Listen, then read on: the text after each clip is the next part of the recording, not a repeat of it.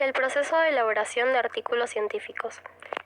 En este capítulo organizamos las principales recomendaciones para la composición de los apartados en un artículo de investigación. La multitud de fuentes al respecto, algunas de carácter normativo, también teórico-reflexivo y otras de orden indicativo y empírico. Permite recoger los acuerdos vigentes sobre el género y plantear las zonas más claras, haciendo énfasis en la corrección por parte de los árbitros. 1. El título. Desde una perspectiva funcional, el título es la parte del artículo que sirve para informar del tema tratado en el texto.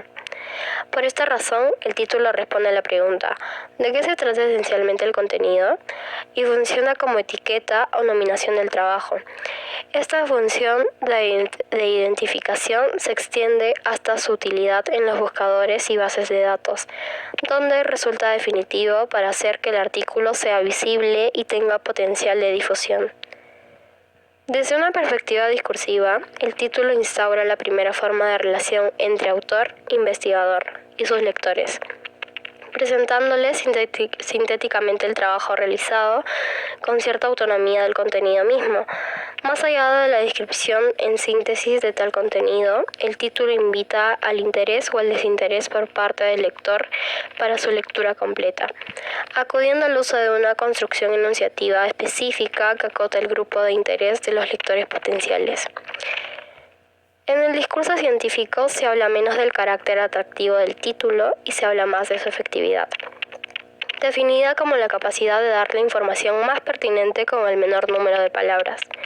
Desde una perspectiva estructural, el título es un sintagma nominal que por lo tanto no está sujeto al juicio proposicional de falso o verdadero. Como no es una oración gramatical, nunca incluiría un verbo conjugado. No obstante, las políticas editoriales de cada revista suelen indicar normativamente la redacción de títulos para su publicación, aceptando en ocasiones que se estructure de manera oracional e inclusive interrogativo. En cualquier caso, el título presenta la coherencia global del texto y con ello es una catáfora o adelanto del mismo y guía su comprensión desde el enfoque y las líneas generales del trabajo realizado. De acuerdo con Cisneros 2006, un título debe tener al menos estas características. Debe ser breve, debe ser completo, debe ser preciso y adecuado y debe ser concreto. 2. Los autores. El nombre que aparece después del título en la línea de autor pertenece a quien asume la responsabilidad del documento escrito. Esto es, quien está dispuesto a sostener lo que enuncia e implícitamente asegura que el texto cumple con todos los requisitos formales y éticos que la publicación científica implica.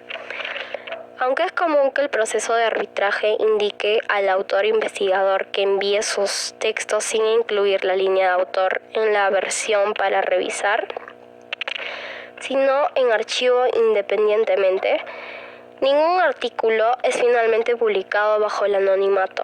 Este método busca garantizar que el nombre no ejercerá coerción en los comentarios de los árbitros. En la revisión por parte del artículo llamaremos la atención sobre los 6 casos y aspectos comunes que generan discusiones, incorrecciones e inquietudes en el arbitraje. 1. Prestigio de la coautoría. Se refiere a la actitud positiva o negativa frente a un artículo que es presentado por varios autores. Formalmente no existen limitaciones sobre la cantidad de personas que puedan aparecer en una línea de autor. Sin embargo, hay que decir que un artículo con más de 4 autores puede generar resistencias en los editores, quienes llegan a sugerir la supervisión de las contribuciones de las personas involucradas y el desplazamiento de algunas hacia un apartado de agradecimientos previo al listo de referencias bibliográficas. 2. Coautoría inmerecida. Sucede cuando aparecen como autores personas que no realizaron contribuciones significativas en el proceso de investigación y en la escritura del artículo. Esto puede generar conflictos de intereses que, si son ajenos al arbitraje, terminan involucrando a los comités editoriales de las revistas. El mérito de la autoría debe resolverse antes del envío de manuscritos a evaluación y dejar establecida claramente la responsabilidad del trabajo desde el principio, sin cambios sobre la marcha. 3. Coautoría no reconocida. El omitir el crédito de un autor es una grave falta que a veces genera reclamos directos a los editores, quienes pueden llegar a rectificar erratas por descuido de sus procesos de impresión o bien poner en evidencia que un autor ha negado el reconocimiento de otros colegas en un artículo de investigación. 4. Desorden de la coautoría. Se trata del orden de presentación de los autores en trabajos colaborativos. Day 2005 observa que este orden ha venido evolucionando y desplazando la mayor importancia de la mención del último al primer nombre. Es decir, que en la actualidad el autor que aparece primero es leído como el de mayor contribución a la escritura del artículo. Por esta tendencia, el orden de las líneas de autor también comunica y es importante que los autores tengan conciencia de ello para establecer sus acuerdos a la hora de presentar el manuscrito. 5. Inconsistencia en la presentación del autor. Alude a la necesidad de generar cierta homogeneización en la presentación del nombre y el apellido del autor investigador a lo largo de su recorrido profesional en el envío de sus manuscritos. Las razones de esta necesidad son prácticas. Si en sus primeros trabajos publicados el autor nunca presentó su segundo nombre, por ejemplo, que es de esperarse que cuando posteriormente lo presente en otros artículos, los lectores piensan que se trate de dos personas distintas.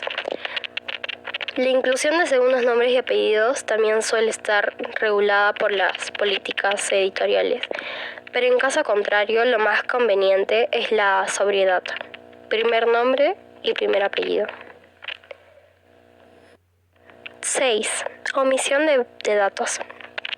En muchas ocasiones se omiten datos en la que el autor, por descuido en la lectura de las políticas editoriales que, por ejemplo, admiten la inclusión de sus títulos académicos y profesionales, así como la afiliación institucional y la dirección de contacto.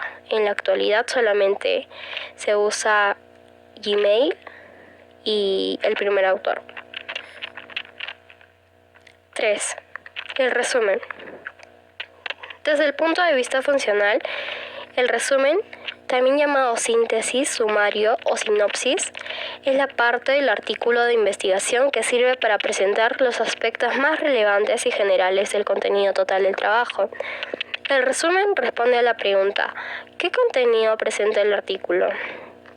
E igual que el título, funciona como etiqueta para su visibilidad en buscadores electrónicos y bases de datos. Desde el punto de vista discursivo, el resumen es un ejercicio de interacción que anticipa a un posible lector caracterizado por la urgencia de reconocer grandes rasgos el contenido de una investigación a través de una lectura rápida. El resumen es al mismo tiempo discurso especializado, dependiente e independiente, toda vez que se publica sin que necesariamente aparezca el artículo completo, pero también materializa un contrato que compromete a su autor a presentar toda la información enunciada en el texto subsecuente. Esta doble condición hace que el resumen se escriba al finalizar la redacción del artículo y sea junto al título.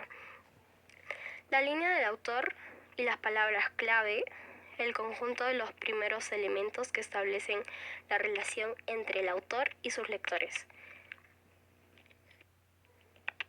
4. Las palabras claves. Desde una perspectiva funcional, se definen como la parte del artículo que condensa en pocos términos, generalmente de 3 a 5, de acuerdo con cada política editorial, su contenido completo. La funcionalidad es idéntica a la del resumen y del título. En cuanto al etiquetado del artículo y responde a la misma pregunta del primero, con una respuesta todavía más sintética. Valderrama, en el 2005, añade que estas funciones posibilitan la capacidad de poder reunir y resumir artículos sobre un mismo tema. Por ejemplo, en la elaboración de estados del arte y de artículos de revisión. Y la herramienta para la elección de árbitros por parte del editor. Es necesario diferenciar las palabras claves de los descriptores. Las primeras son conjuntos de términos controlados internamente a partir de las ideas del documento, con base en lo que el autor considera semánticamente más representativo. Las segundas son términos finitos, cuyo control es extremo al autor, investigador y su texto. Control que reposa sobre fuentes especializadas como los tesauros. Existen dos métodos de redacción del conjunto de palabras clave, uno deductivo y otro holístico. Si hablamos del deductivo, las palabras claves representarán el contenido fundamental del texto desde el término más general hasta el más específico, es decir, de manera inclusiva. Si hablamos del método holístico, la selección de los descriptores se realizará con base a los segmentos IMRIT. Es decir, se elegirán 4 términos que corresponden al tema, la metodología y materiales, los resultados y la discusión respectivamente. La introducción. Desde una perspectiva funcional, la introducción es el primer segmento extenso del artículo de investigación, que se utiliza para exponer los aspectos generales concernientes al tema estudiado. En esta medida constituye una contextualización y está más cerca del resumen que el desarrollo del trabajo. Discursivamente, la introducción se ha definido como la carta de presentación del resto del artículo.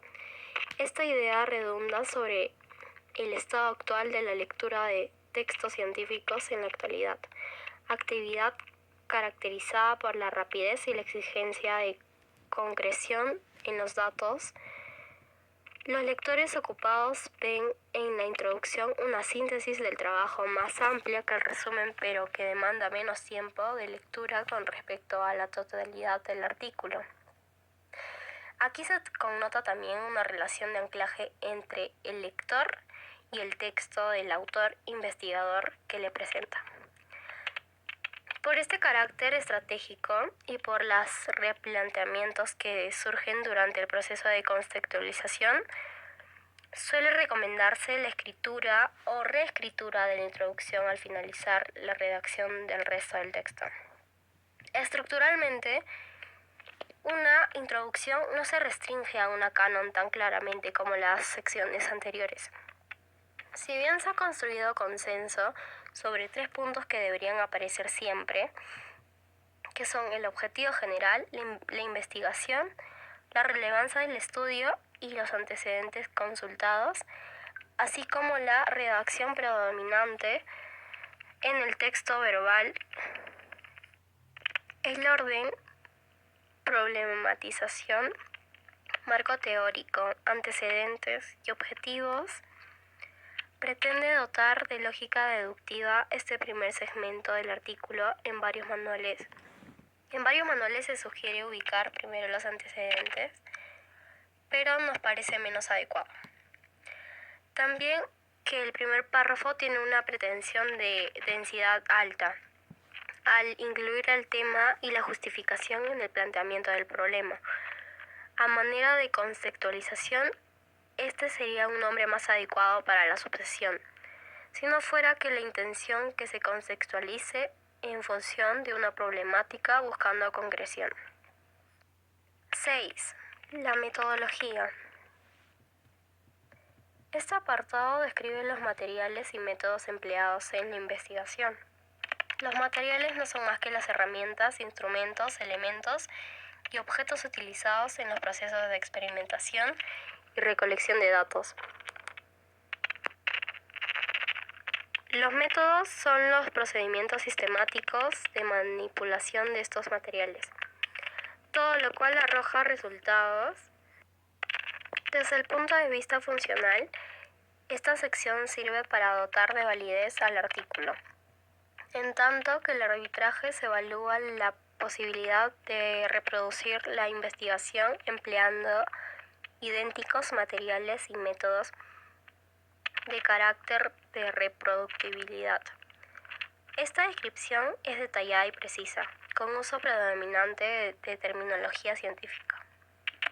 Discursivamente, el carácter de reproductibilidad no significa que todas las investigaciones son reproducidas por los árbitros, sino que debe ser probable reproducirlas. En esta medida, se trata de una validez de probabilidad no necesariamente empírica, pero determinante en la aceptación de los artículos. Si se habla de probabilidad de reproducción es porque más allá de la posibilidad de hacerlo, una cuantificación de las reproducciones debería arrojar resultados similares a los originales. En el apartado destinado a la metodología, existe consenso en relación con la predominancia del tiempo verbal en pasado, debido a que un artículo científico presenta unos resultados o unos avances conseguidos mediante la aplicación previa de los métodos y diseños metodológicos. También deben predominar los métodos de organización explicativa para la caracterización y los instrumentos, y narrativa del apartado de procedimientos. 7. Los resultados. En este apartado se exponen los hallazgos de investigación. Su funcionalidad consiste en la localización precisa de la novedad que aporta el autor e investigador al campo disciplinar, presentando de manera condensada lo que tuvo a partir de los procedimientos implicados y la base de la interpretación de estos resultados, lo cual significa que cualquier observación que se realice en los apartados siguientes debe tener sustento a base de los datos que se presentan en los resultados. Tanto la discusión como las conclusiones suelen evaluarse desde su coherencia tanto interna como externa. El análisis relacional en los niveles mencionados consiste precisamente en demostrar lo que se postula con asiento en los datos. La estructura de las discusiones y conclusiones es la más abierta. La densidad de las conclusiones y las discusiones determina la presentación de estos elementos no solo como un apartado o como dos independientes.